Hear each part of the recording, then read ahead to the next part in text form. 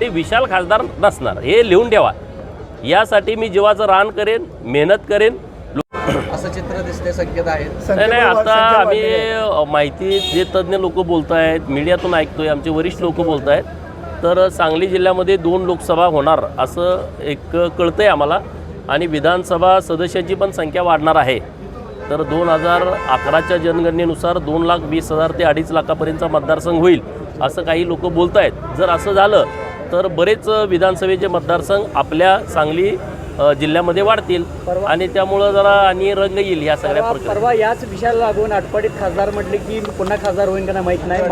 महिला बघून भीती वाटायला लागली. त्यांचं मला माहीत नाही, पण जजचं अध्यक्षपद ज्यांनी घालवलंय त्यांचा कार्यक्रम होणार आहे हे मी जाहीरपणे सांगू शकतो.